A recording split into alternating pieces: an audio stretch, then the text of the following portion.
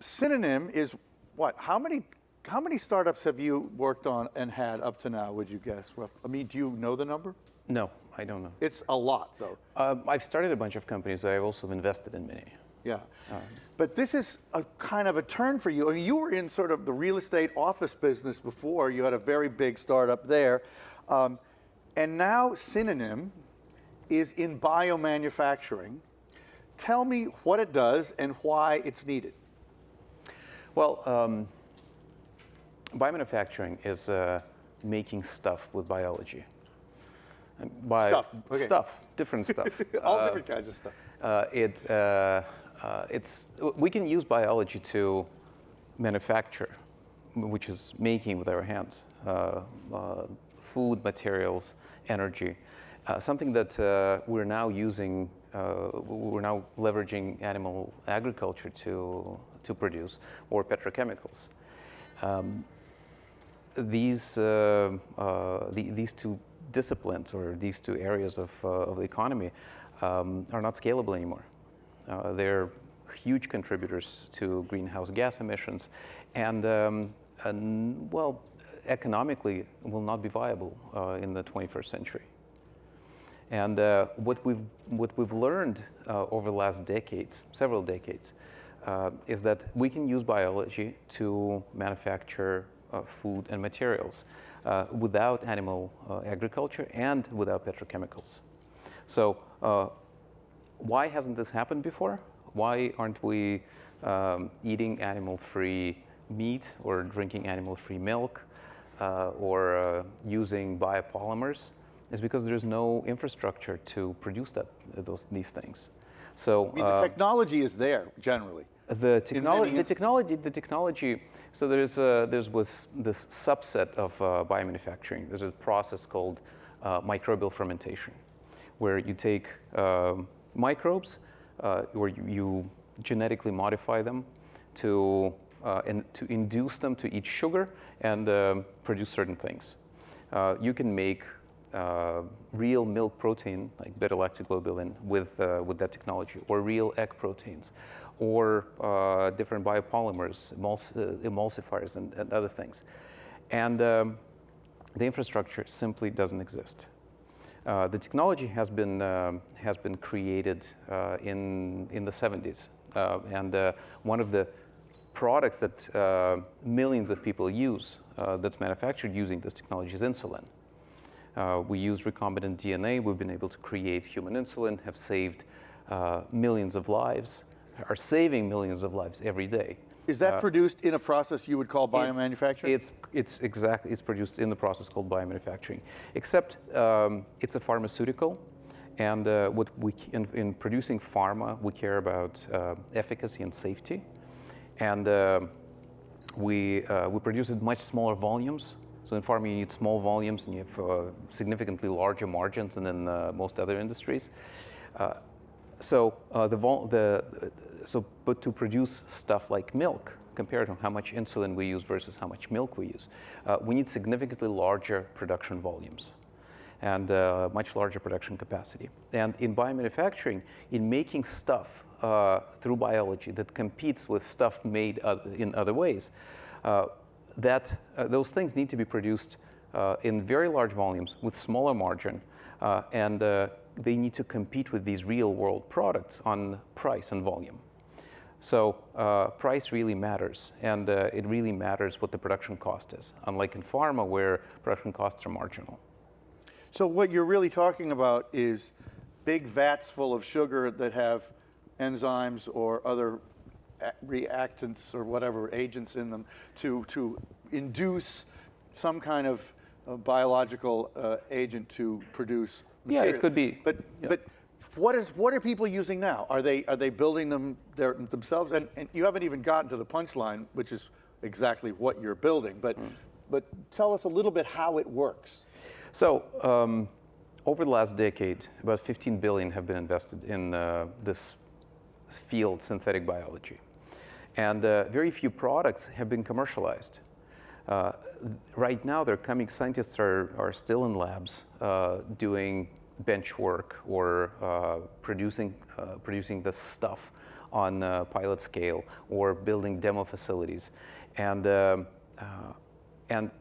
slowly, these products are coming to the market. They're slowly appearing on the shelves. There's this company called Perfect Day, which is making animal-free milk. It's organoleptically, biologically the same as milk, has the same milk proteins. And they now have ice cream in the market. They have flavored milks in the market under different brands. And in order for them to really get to scale, to make a crack in this $1.3 trillion milk market, they need larger production volumes. So right now they're producing using extra pharma capacity. We actually launched a database at Synonym. We launched a database of all available biomanufacturing capacity, sort of a Yelp for biomanufacturing. It's called Capacitor. It's at capacitor.bio. And we've discovered 22 million of capacity, 22 million liters of capacity that's available for production. That's really not a lot. It can probably produce, with that volume, it can produce several tens of millions of liters of milk, let's say. It's a fraction of milk that's being consumed. So what are you going to do about it? So we decided to approach it first definitely as a product, like building these facilities as a product. So our product is a factory. So we built an interdisciplinary team of scientists and engineers that are designing what these facilities should look like, development professionals that are redefining what the development process should be, and finance professionals to determine how these facilities should be financed. Ultimately, we believe that biomanufacturing infrastructure should be a new asset class and will be a new asset class in the same way that data centers became an asset class. With data centers, there was a new technology, the internet, and there were no data centers 30 years ago. I think when Facebook was building their data centers in 2012, they were very difficult to underwrite. So well, they had to build their own, too. They had to build their own, but someone needed to underwrite them as well. So do you even let someone like Facebook use your data center? So, and now data centers are a $1 trillion asset class. You can buy ETFs with your mobile phone. And I think the same will happen with biomanufacturing infrastructure in the next several decades, hopefully sooner. Schmidt Futures released a report several months ago saying that biomanufacturing will be responsible for up to 30 trillion of economic value in the next decades. That will require trillions of investment in infrastructure. And the largest capital pools in the world will need to determine how to underwrite. What fits into that biomanufacturing infrastructure class? So that's why we're pulling together some of the brightest minds in underwriting and understanding risk, both technology and financial risk, to pool this product to build an asset class that can be utilized by the industry. And today, then, a company that has a biomanufactured product, and they've worked it out in the lab, they have to build their own facilities, or else, if they can't use some of that relatively limited capacity that you mentioned. So you're trying to, in a sense, accelerate the pace of innovation by creating a platform that people can just plug into. Absolutely. Yeah. We're building the AWS for the biomanufacturing industry, or for synthetic biology. It's a big problem, and indeed, as you said, these companies, without external support, without someone doing it for them, need to raise hundreds of millions into their equity, which is very difficult to do, especially in this market, and dilute themselves.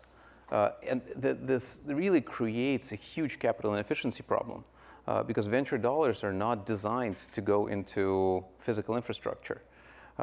They're designed to produce nonlinear returns. And infrastructure requires patient capital. So we're building a system to unlock insurance companies and sovereign wealth and large-scale private equity and other university endowments to be able to invest capital into the space.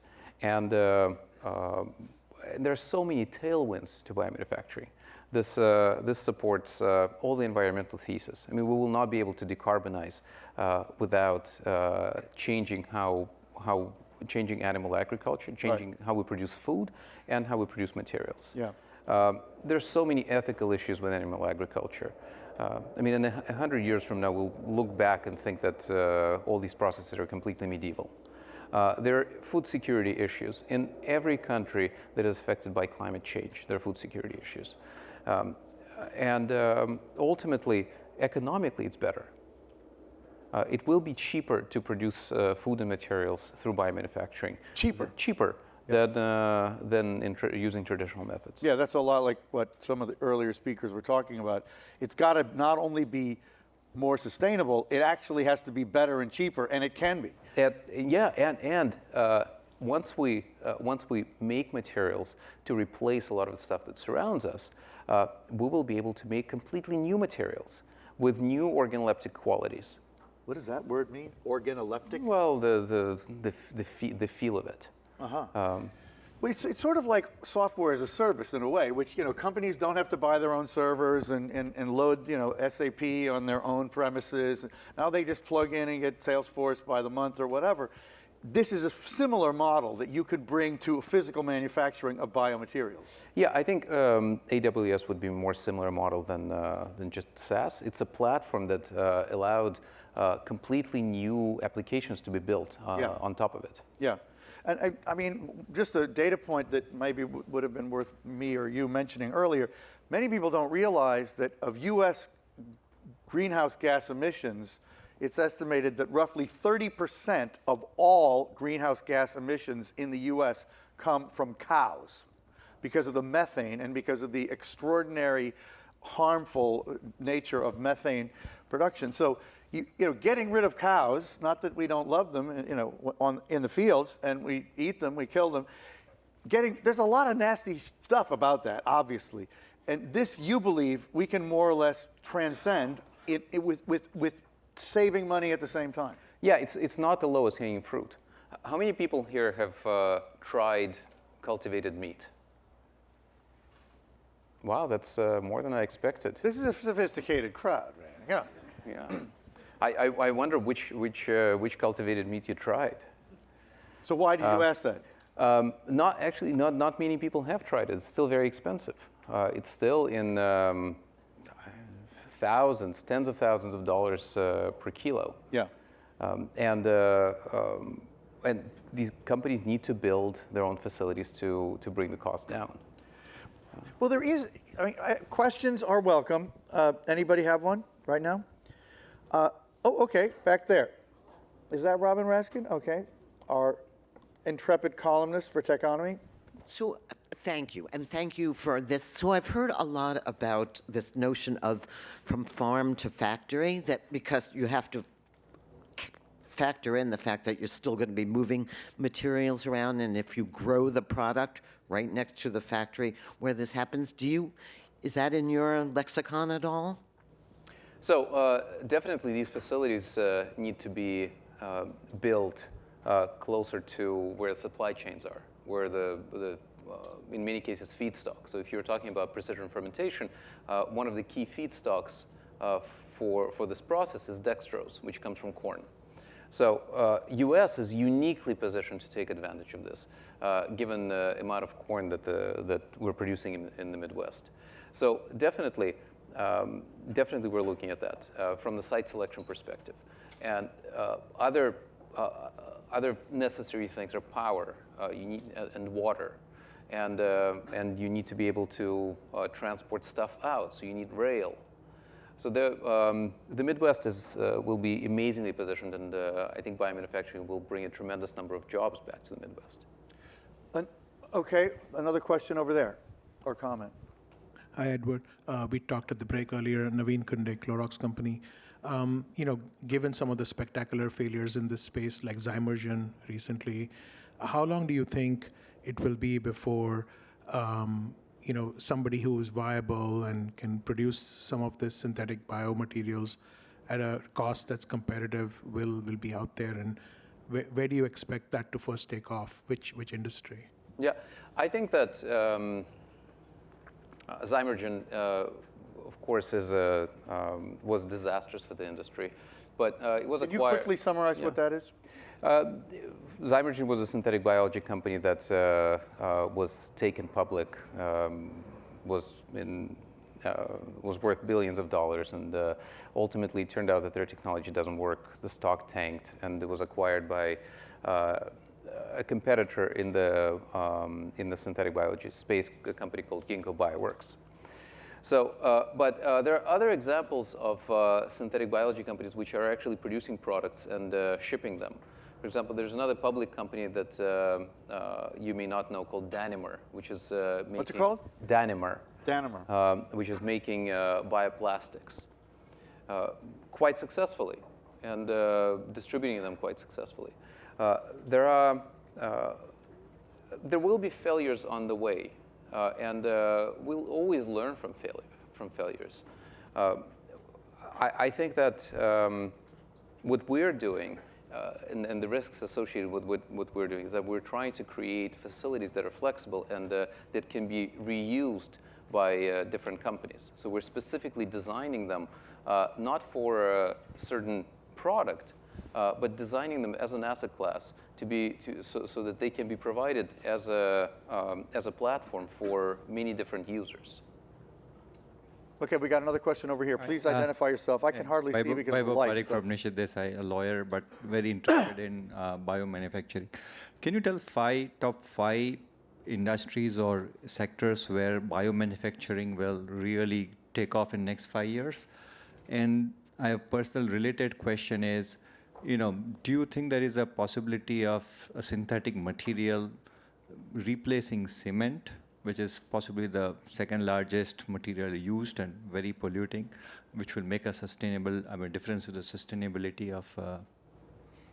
Yeah, so to answer your last question, there's actually a company, there are several companies in the space, but one in particular stands out. It's called Biomason, which is making bioconcrete.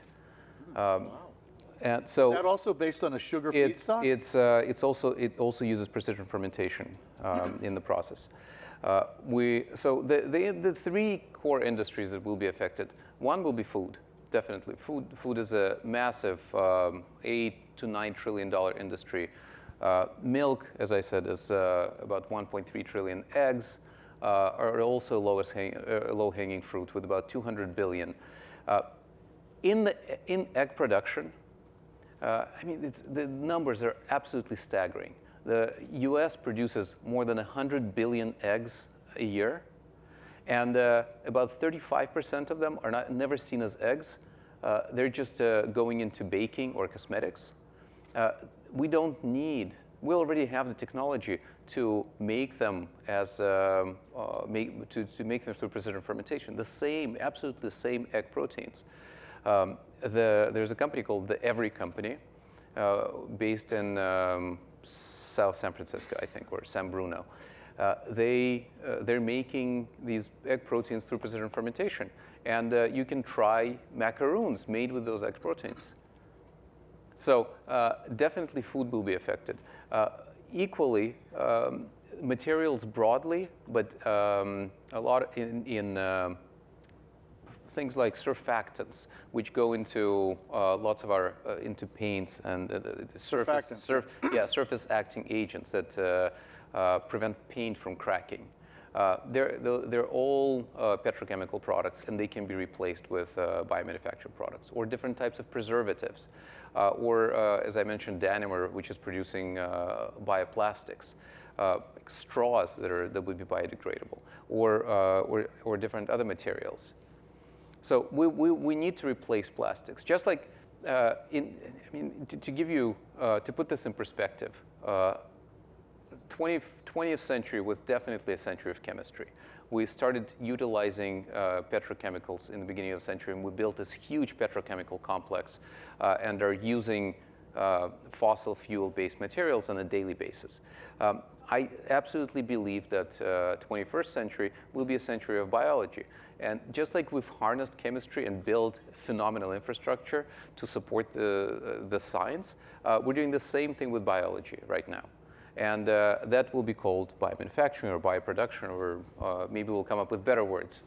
Very nice summary statement to end with. Thank you so much, Edward. It's a super exciting field, and I'm so you. happy you're doing it.